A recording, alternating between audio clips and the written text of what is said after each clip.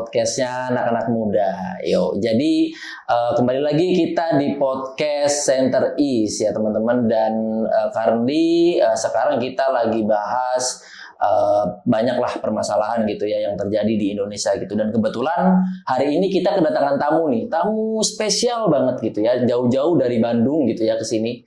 Nah, for your information, jadi salah satu narasumber kita kali ini tuh adalah aktivis di Bandung gitu ya, aktivis di Bandung, dan dulunya itu pernah menjadi salah satu founder dari komunitas yang namanya Padi Kapas gitu. Nah, kita langsung sambut aja, namanya Mas Hilal. Selamat Mas Hilal. Sehat. Oke, Mas Hilal. Nah, Mas Hilal, hari ini kita mau ngebahas berbagai macam topik ya di Indonesia, terutama kita ngebahas permasalahan-permasalahan yang terjadi di Indonesia yang hari ini mungkin lagi rame gitu ya di sosial media gitu ya. Salah satunya yang kita kenal itu ada Indonesia Gelap gitu ya, tagar Indonesia Gelap gitu ya, yang kemarin sempat jadi salah satu tagar utama gitu ya pas waktu ada demo mahasiswa gitu di Jakarta dan di berbagai daerah gitu ya. Nah, sebelum kita jauh ke sana, nah kalau semisal audiens tanya nih dari Mas Hilal itu sebenarnya siapa sih? Oke, baik. Terima kasih Bang Ade. Nah, saya coba perkenalkan diri dulu. Sebetulnya kalau aktivis di Bandung, ya tidak aktif-aktif banget lah sebetulnya. Cuman memang saya pernah di BEM, kemudian BEM salah satu universitas di Bandung. Dari BEM itu, kemudian karena mahasiswa ini kan ada periodik ya menjadi aktivisnya. Setelah dia lulus, kadang-kadang nggak tahu harus ngapain. Akhirnya banyak opsi kan, ada yang beralih menjadi ke partai politik, ada yang menjadi anggota dewan dan sebagainya. Nah, kalau saya cenderung tergerak untuk melanjutkan aktivitas itu, makanya kami bentuklah namanya Padi Kapas. Pada dasarnya ke situ. Nah, kemudian dari Padi Kapas itu kami berdiskusi sama sebetulnya seperti halnya konsep di BEM ya, meramu, menemukan atau mungkin mencari atau bahkan apapun lah itu ya, mendiskusikan tentang permasalahan yang berkaitan dengan kebangsaan. Kebangsaan seperti itu. Saya juga mengenal Ade kan di Bandung juga karena Ade salah satu BEM di kampus ternama di Bandung. Itu yang kemudian akhirnya kita bisa bertemu dan berkenalan. Itu yang pertama. Yang kedua, semenjak saya kuliah sampai hari ini mungkin beberapa generasi dari mahasiswa-mahasiswa tentu bergenerasi itu mengenai permasalahan-permasalahan yang ada, baik itu permasalahan internal, permasalahan eksternal, permasalahan lokal maupun permasalahan nasional. Nah, begitu banyak permasalahan-permasalahan yang akhirnya kita harus berdiskusi lebih panjang, bergenerasi pun tentu masalahnya makin juga bergenerasi ternyata. Tidak menemukan sebuah konklusi gitu. Nah, itu sih yang kemudian kita menjadi akhirnya bertatap muka dan ketemu juga gitu kan. Begitu sih. Nah, tapi kalau tadi pertanyaan mengenai Padi Kapas itu apa atau saya ini siapa, ya tadi saya sedikit jelaskan tentang itu. Jadi kalau disebut aktivis Bandung nanti takutnya yang memang benar aktivis loh ini siapa nih kan. Tapi mungkin kalau salah satu yang pernah ikut mungkin gitu sih. Oke. Tapi dulu waktu jadi salah satu founder Padi Kapas itu tahun berapa waktu itu? Oke, Padi Kapas itu saya bentuk sekitar di tahun 2012 sebetulnya. 2012 ya. Jadi semenjak menuju kami lulus kuliah sebenarnya, karena berarti cukup lama ya sebenarnya. Udah tua ya. Tapi mulai biasalah namanya semenjak lulus kuliah ada teman-teman ada yang mulai bekerja, ada yang mulai menikah dan sebagainya, tentu pasang surut teman-teman ada yang mulai tidak aktif gitu akhirnya kita juga akhirnya melakukan regenerasi sama halnya organisasi yang lain. Ya tentu kami juga, tapi kami tetap eksis sampai kami pernah ganti logo dan sebagainya, termasuk metode diskusinya dan lain sebagainya. Tapi kalau untuk hari ini gitu ya, kalau tadi kan cerita masa lalu, tapi untuk hari ini memang kalau teman-teman bisa lihat memang secara aktivitas kami di sosial media tentu tidak terlalu aktif. Tapi kalau secara subjek ya tentu masih tanda kutip bergerak di bidangnya masing-masing. Tapi kalau dulu kan dikit-dikit di post, dikit-dikit. Kalau sekarang nggak terlalu lah gitu. Tapi langsung pada di individu-individunya masing-masing gitu. Seperti ya saya gitu kan dalam hal ini ya punya cara tersendiri lah dalam melakukan sebuah ekspresi dan diskusinya juga tentu berbeda. Oke. Tapi tadi yang menarik itu adalah salah satu bahasan di Padi Kapas itu mengenai kebangsaan. Kenapa kebangsaan? Ya, masalahnya kadang-kadang kita terlalu fokus pada diskusi kenegaraan. Jadi kita harus bisa tahu dulu Mas Ade. Saya manggil Mas apa Bang atau Bro atau apa nih? Ade aja. Oke. Banyak orang yang cenderung apa istilahnya ya? Kalau dalam diskusi atau dalam pembahasan itu lebih banyak membahas tentang kenegaraan. Jadi kita harus bisa bedakan dulu mana tatanan kenegaraan, mana tatanan kebangsaan. Kalau kenegaraan itu tentu ada indikator. Dari mana kita berangkat diskusinya. Indikator itu maksudnya misalkan kita mau bahas apa? Politik, sosial, ekonomi, budaya, kesehatan, keamanan, pertahanan, kesejahteraan, mau kesehatan, ya apapun itu ranahnya kenegaraan, termasuk pemilu, presidennya siapa dan sebagainya. Termasuk permasalahan yang memang itu berkaitan dengan kenegaraan. Nah, kalau kebangsaan ini sedikit sekali yang mau bahas tentang kebangsaan. Mana soal bangsa, mana soal warga bangsa, mana soal lembaga bangsa. Soal bangsa yang dimaksud itu kadang-kadang kita berkonotasi pada kerajaan, kayak seperti itu, bangsawan gitu kan. Padahal sebetulnya bangsa dan negara itu adalah satu kesatuan yang tidak bisa dipisahkan. Karena kita seringlah mendengar, ayo kita bergerak untuk bangsa dan negara. Pertanyaannya, ketika saya tanya, bangsa itu apa, negara itu apa? Kadang-kadang orang tidak bisa menjawab. Kita hanya tahu, ayo itu asal dia menjabat disebut pemerintah gitu kan. Yang asal dia menjabat disebut negarawan gitu kan. Padahal tentu berbeda, mana yang disebut bangsa, mana disebut negara.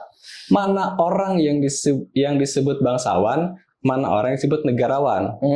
Orang yang ngurusin negara maka disebut negarawan. Maka orang yang ngurusin bangsa disebut bangsawan. Jadi konotasi masyarakat bangsawan itu adalah keturunan raja gitu. Jadi tersempitkan terhadap hal itu. Padahal bangsa itu cenderung lebih luas. Makanya dalam teks proklamasi, kami bangsa Indonesia, bukan rakyat Indonesia, belum ada rakyat pada saat itu dan bukan menjadi rakyat, tapi menjadi bangsa. Kami bangsa Indonesia. Dengan ini menyatakan kemerdekaan dan seterusnya. Di bawahnya atas nama bangsa Indonesia. Tapi kalau berdasarkan teks yang masih coret-coret, itu coretannya masih wakil bangsa Indonesia Soekarno-Hatta. Setelah diketik menjadi atas nama bangsa Indonesia Soekarno-Hatta, bukan presiden dan wakil presiden. Karena di situ belum ada negara pada saat itu. Jadi, nah di situ sebetulnya posisi bangsa. Jadi artinya bangsa sudah ada, sudah eksis sebelum adanya negara. Nah artinya kita bahas substansinya dulu atau fundamentalnya dulu, baru bahas pada teknis pelaksanaan kemerdekaannya, itu baru bentuk negara kan gitu ya, mensejahterakan, mencerdaskan dan seterusnya. Nah itu ranah kebangsaan. Jadi, nah sedikit sekali orang yang membahas tentang kebangsaan itu gitu. Nah secara teknisnya itu, tapi secara lahirnya bangsa kapan? Kalau saya sedikit jelaskan, memang Indonesia ini kan secara 17 Agustus itu bangsa Indonesia menyatakan kemerdekaannya. Tapi bahwa menyatakan bahwa kami bangsa Indonesia-nya, ya Sumpah Pemuda. Awal mulanya ya di situ. Karena mendeklarkan berbangsa satu, berbahasa satu dan bertanah air satu kan. Jadi dari awalnya bangsanya masing-masing, berbangsa-bangsa, bermacam-macam bangsa gitu, dideklarkan menjadi satu bangsa, yaitu bernama bangsa Indonesia. Nah, kemudian bangsa ini ngapain dan di mana posisinya? Nah ini belum dijawantahkan gitu. Secara teknisnya seperti apa, secara administratifnya bagaimana, di mana posisinya, itu belum ya. Nah belum ada gitu sejauh ini kan yang banyak di kenegaraan, di mana posisi presiden, wakil presiden dan seterusnya. Nah bangsa ini belum. Gitu sih sedikitnya. Nah, jadi memang saya sambil minum ya? Iya, silakan. Silakan. Sadar dulu Bang, sadar dulu. Ya jadi kan memang kalau untuk persoalan bangsa ini memang sedikit sekali ya yang ngebahas ya, dan cenderung abstraksi gitu ya bentuknya ya. Dan sekarang kan kalau kita ngelihat di berbagai macam permasalahan itu kan memang menyoal terkait soal sistem ya, terkait soal kenegaraan gitu ya, kayak isu tentang presiden, bahkan yang kemarin-kemarin juga terkait soal wakil presiden yang dipermasalahkan gitu ya, terus beberapa sistem administrasi yang ada di sana, dan kita di media sosial lah tentunya ya, itu kan penuh dengan diskusi-diskusi soal kenegaraan gitu Bang. Dan waktu itu gimana ya, antara kan tadi Bang Hilal kan sempat mention bahwa sebenarnya bangsa dan negara ini suatu hal yang nggak bisa dipisahkan gitu ya. Gimana nih apa ya, jembatan keledainya itu di mana sebenarnya gitu. Baik, makanya tadi saya tadi sedikit buka dengan kalimat itu ya. Oke, saya coba detailkan begini. Orang yang ngurusin negara disebut negarawan. Orang yang ngurusin bangsa disebut bangsawan. Maka secara ke atasnya, maka harus ada yang disebut lembaga negara. Secara ke atasnya pun harus ada yang disebut lembaga bangsa. Nah ini kan belum ada, baru ada lembaga negara. Pejabatnya, yang kita tahu baru ada pejabat negara. Oh ini pejabat negara gitu kan. Pejabat bangsanya yang mana? Kan belum ada. Ada warga negara. Warga bangsanya mana? Nah itu kan belum. Nah ini yang belum distrukturisasi, belum dilegalkan atau belum disentuh sama sekali di mana posisi bangsa Indonesia. Karena gini, kenapa kami coba membahas atau mencoba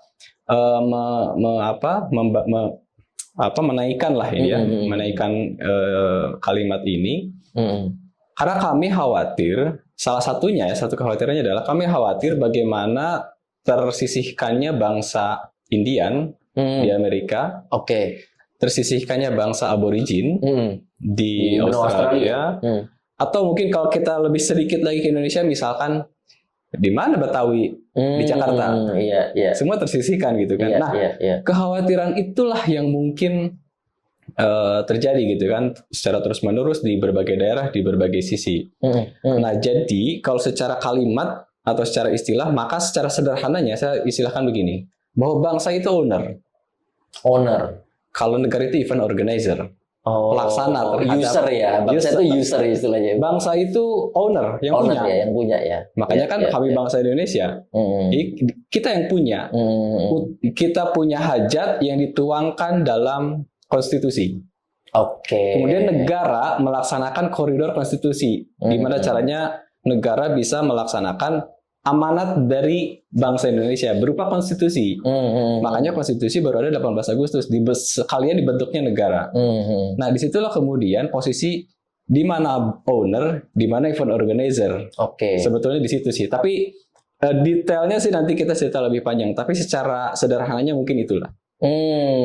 Berarti jembatan keledainya itu adalah antara bangsa dan negara ini memang sekarang itu belum terlalu masif ya untuk diskusi soal kebangsaannya ya karena memang kurang menarik ya, karena kurang seksi ya. Kalau kita bicara politik, tentu banyak orang bahas dan begitu mudah dibahas tentang korupsi, orang begitu banyak dan begitu gampang untuk dibahas. Begitu ngomongin pemilu, begitu ngomongin LPG habis misalkan, begitu ngomongin kesehatan atau BPJS misalnya, apapun semua bisa dibahas, dan memang dengan cantik dan dengan mudahnya itu banyak orang terkonsentrasi ke situ.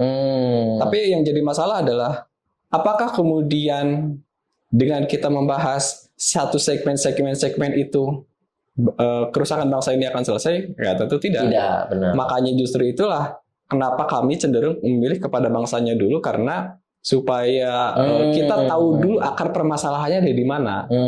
Jadi kan sebelum kita bahas ranting, sebelum kita bahas daun dalam sebuah pohon, kita harus tahu dulu nih akarnya ini sudah benar atau belum, sudah kokoh sudah atau belum gitu ya. Pupuknya sudah bagus atau tidak dan lain sebagainya. Sinar mataharinya bagus atau tidak. Kan sebenarnya itu yang membuat bagaimana pohon, ranting, dahan, daun dan sebagainya, buahnya itu menjadi bagus atau tidak. Nah, isu-isu kenegaraan atau permasalahan kenegaraan atau permasalahan yang menyangkut tadi segmen-segmen permasalahan di negara tadi, yaitu menjadi bagian dari apakah ini masalahnya tentang misalkan daunnya ada ulatnya, daunnya warna kuning, apakah daunnya ini kurang hijau atau masalah misalnya ada layu atau ada hama dan sebagainya.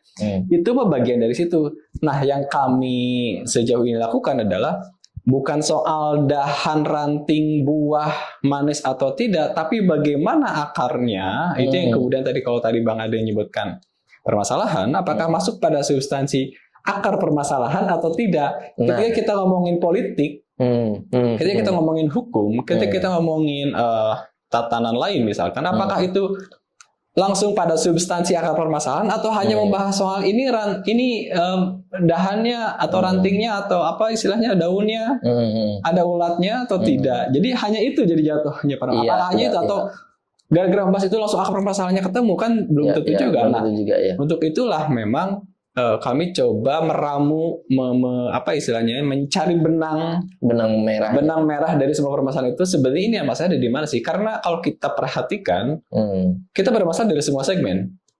Segmen mana yang kita tertib atau lurus gitu ya?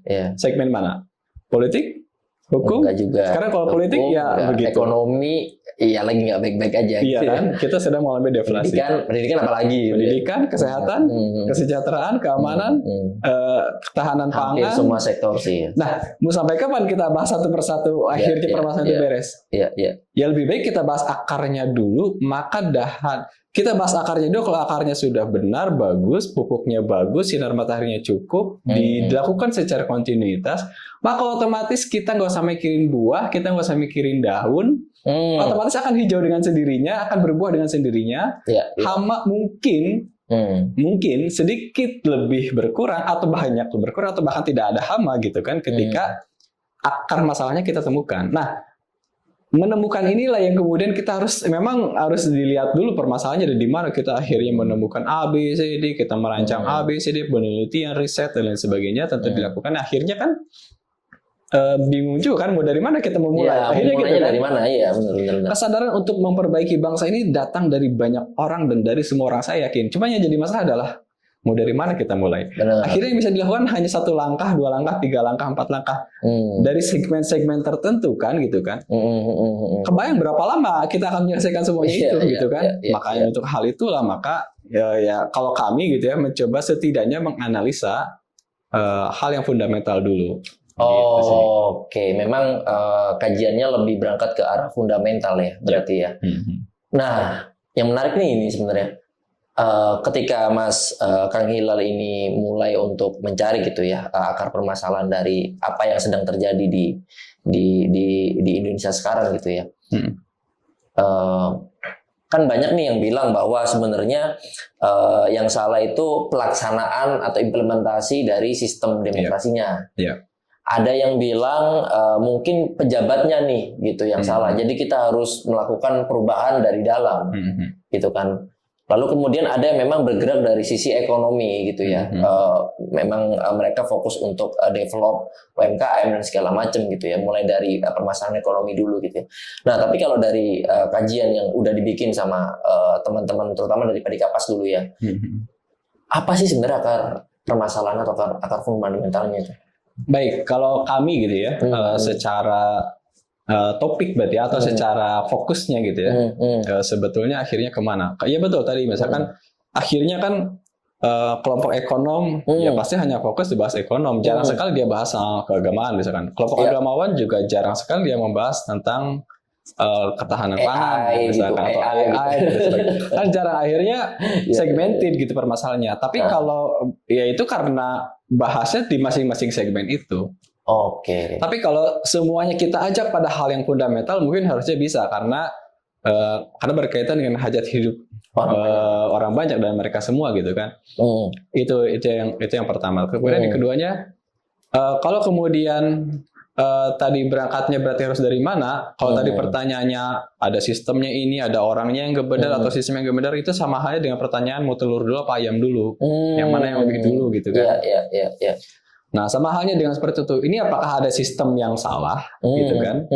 Atau ada orang yang salah? Sistem dulu apa orang dulu? Sistem dibuat oleh orang juga akhirnya mengikuti sistem. Ya berputar begitu gitu kan? Iya. Yang lebih bagus mana yang duluan diperbaiki? Dua-duanya harus diperbaiki. Cuma jadi masalah jika dibenturkan pada dua pilihan itu, mana duluan? Kalau kami cenderung hasil analisa kami ya sistem dulu.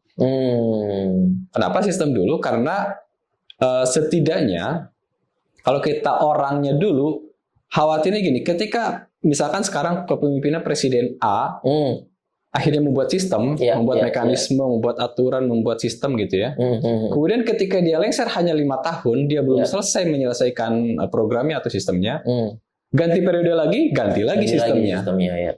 Oke, apalagi sistem sekarang adalah yang kami amati gitu ya, bahwa sistem dengan demokrasi yang saat ini cenderung pada yang dilakukan adalah menjalankan janji presiden, bukan menjalankan amanat konstitusi.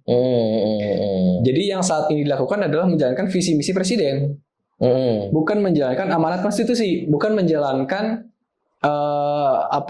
keinginan bangsa, tapi menjalankan keinginan presiden. Jadi ketika kampanye dia presidennya, saya akan janji A, B, C, D gitu kan. Yang dia lakukan adalah melaksanakan janji tersebut, betul kan? Berarti KPI-nya ya janji-janji itu ya. Iya betul. Jadi tapi ketika ganti presiden beda lagi. Beda lagi ya. Yang satu misalkan pengennya karena dia jago futsal, dia pengennya olahraga. Ketika ganti presiden dia jago masak, mungkin programnya masak semua gitu. Kan akhirnya tidak berkesinambungan. Sedangkan cita-cita bangsa, cita leluhur bangsa atau amanat konstitusi atau amanat bangsa tentu tidak hanya itu, tapi banyak hal gitu. Nah, ini akhirnya menjadi kontraproduktif gitu ketika amanat konstitusi yang begitu menyeluruh dilakukan dalam satu periode kepemimpinan hanya menjalankan visi misi presiden. Kan ini dua hal yang tidak ini gitu kan. Distinct ya, berbeda. Dan itu pasti kan, karena dia ditagih janjinya. Memang itu tidak salah, tapi tentu harusnya tidak hanya itu. Iya. Padahal presiden diangkat untuk menjalankan konstitusi atau amanat bangsa Indonesia gitu kan. Intinya gini, seolah-olah gini. Bangsa Indonesia punya keinginan pengen A, B, C, D, E, F, G. Gue titipkan amanat ini secara tertulis berupa konstitusi. Ya pasal A, B, C, D gitu kan. Ya gitu kan. Kemudian dipilihlah presiden sehingga dianggap mampu menjalankan amanat ini. Harusnya begitu. Oke. Jadi harusnya visi misi presiden sederhana. Visi misi kami adalah menjalankan amanat. Iya. Menjalankan konstitusi sederhana. Sebetulnya gitu. Lah istilahnya. Kalau dalam Islam mungkin kalau dalam Islam ya, kalau karena kami dari Islam, saya dari Islam, bahwa Rasul itu bahwa semua langkah kami adalah Al-Quran dan hadis, Al-Quran dan Sunnah. Kan sederhana gitu kan? Iya. Jadi apa yang dilakukan adalah sesuai dengan jalurnya, sesuai dengan apa yang diinginkannya gitu. Benar. Apa yang diinginkan ownernya soalnya gitu. Iya. Nah, ketika bangsa ini punya keinginan, ya si negara ini dalam hal ini presiden, dipimpin oleh presiden, ya harusnya menjalankan keinginan dari ownernya. Kan begitu seharusnya. Nah, sejauh ini selama ini hanya menjalankan visi misi presiden. Umpamanya gini dah. Mas Ade punya uang untuk bikin rumah. Oke. Ade sebagai owner dong. Iya, sebagai owner. Saya sebagai kontraktor. Berarti event organizer. Yang menjalankan bagaimana saya membangun sebuah rumah dari uang yang Ade punya. Yang Ade sebut APBN. Iya. Saya sebagai kontraktor atau yang event organizer yang kita sebut negara. Ade punya keinginan, punya desain, pengen berapa lantai, berapa kamar, ada WC-nya, ada apanya. Maka diamanatkan kepada kami, kepada kontraktor untuk menjalankan apa yang menjadi keinginan sesuai dengan anggaran yang ada. Bukan saya tidak menjalankan visi misi kontraktor kan, tapi menjalankan apa yang menjadi keinginan yang punya uang. Betul kan? Fokus lah ya. Ya artinya apa yang saya bangun sesuai dengan apa yang diinginkan oleh owner. Betul kan? Iya. Ownernya adalah bangsa Indonesia. Kami event organizer yang disebut penyelenggara negara. Atau pemerintah atau eksekutor istilahnya. Iya. Kami mengeksekusi. Kami bikin rumahnya, kami bikin gedungnya, atau bikinnya mana pondasinya bagaimana dan seterusnya. Semua keinginan dilaksanakan berbentuk bangunan gitu kan. Yang kita sebut Negara Kesatuan Republik Indonesia. Ya seperti itu analoginya gitu. Jadi nggak mungkin kami melakukan sebuah pembangunan, bikin rumah atas keinginan kami sendiri, ya nggak bisa. Semua persetujuan owner. Pak, ini kayaknya kurang. Pak, ini kayaknya harus ada berubah karena ini. Kan begitu harusnya.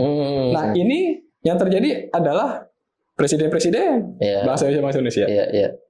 Gitu. Oke. Masalahnya apa yang kedua adalah lembaga bangsanya apakah sudah benar atau belum? Kalau tadi lembaga negaranya sebagai eksekutor, lembaga bangsanya apakah sudah benar belum melaksanakan hal itu juga, berbentuk atau tidak sesuai dengan konstitusi atau dan lain sebagainya, itu juga kan belum kita coba bahas itu. Yang kita selalu bahas adalah bagaimana struktur pemerintahan, tata negara, tata kelola negara dan sebagainya. Iya. Tata bangsanya mana? Tata bangsa nggak ada. Ya. Lembaga negaranya, pejabat negara, aparatur sipil negara, bangsanya mana? Nah, itu adalah problematik tersendiri, itu adalah pembahasan tersendiri yang tentu akan lebih jauh menarik membahasnya. Tapi tentu kami pernah membahas hal itu. Gitu. Kami fokus di situ dan ya pernah membahas itu supaya ya kalau teman-teman yang lain mungkin ya fokus di sistem demokrasinya lah, politiknya lah, hukumnya ya istilahkan. Karena itu lebih menarik, makanya lebih banyak dibahas ya. Nah, kalau membahas kebangsaan ini sedikit sekali, dan memang kalau bahas kebangsaan apa sih gitu kan orang begitu. Iya. Padahal bangsa itu identitas, sedangkan negara itu hanya legalitas. Legalitas ya. Setiap orang, setiap bangsa dari seluruh dunia bisa menjadi rakyat Indonesia ya, tapi nggak bisa menjadi bangsa Indonesia. Betul. Nah, itu menjadi pokok lain karena bangsa itu terikat pada ruang.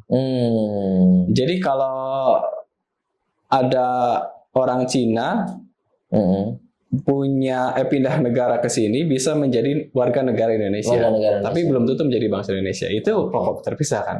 Oke. Berarti ketat juga ya berarti ya. Ya, artinya ada kriteria tersendiri juga. Ya. Ada orang Arab pindah ke Indonesia, hidup berapa tahun gitu kan, kemudian dia pindah ke warga negaraan, punyalah KTP Indonesia, warga negara Indonesia. Itu sebagai simbol legalitas terhadap bahwa dia berhak menjadi warga negara. Tapi belum tentu dia bisa disebut bangsa Indonesia. Setuju nggak? Kenapa? Karena bangsa terikat pada ruang. Mau bagaimanapun bangsa Indonesia tetap bangsa Indonesia. Bangsa Yahudi tetap bangsa Yahudi. Mau dia tetap berada dimanapun. Bangsa Arab tetap bangsa Arab. Bangsa Cina tetap bangsa Cina. Mau dia berada dimanapun. Betul tidak? Tapi kalau secara administratif atau legalitas, bangsa Yahudi ada dimanapun. Bangsa Cina ada dimanapun gitu kan. Secara legalitas. Rakyat mana. Tapi secara identitas, ya bangsa itu tetap terikat pada ruang. Itu sih Mas Ade. Jadi kita pembahasan agak sedikit loncat-loncat nih. Iya. Tapi menarik sih. Maksudnya kan salah satu hal yang menjadi tadi yang sempat Kang Hilal sebutkan, salah satu permasalahan itu kan di kelembagaan bangsanya tidak ada salah satunya. Terus kemudian bukan tidak ada. Mungkin ada tapi tidak secara penuh dia berperan sebagai lembaga bangsa. Apa itu maksudnya lembaga? Nah, ini kan masalahnya kan para audiens ini nggak tahu nih apa lembaga bangsa, lembaga negara ini. Soalnya kadang di PKN kan dulu sering dengar kan di PKN kan kalau lembaga negara ya kita ini ada MPR, ada DPR, ada eksekutif ya kabinet dan lain-lain gitu kan. Itu kan bagian dari lembaga negara kan sebenarnya kan gitu. Nah, itu dari pengertian PKN ya gitu ya. Kan terms lembaga bangsa ini belum ada gitu. Maksudnya kalau misalkan kita bahas di beberapa textbook gitu ya. Lembaga bangsa ini apa gitu kalau dari kalau sederhananya gini, kalau menurut ini masih versi saya dulu ya. Kalau saya keliru mohon dikoreksi juga mungkin sama Bang Ade atau sama teman-teman yang menyimak hal ini.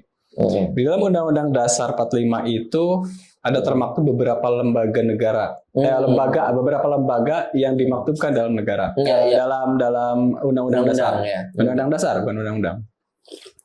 Di situ ada Bank Indonesia, di situ ada MPR, ada DPR, di situ ada Presiden, ada Menteri-Menteri dan lain sebagainya. Oke?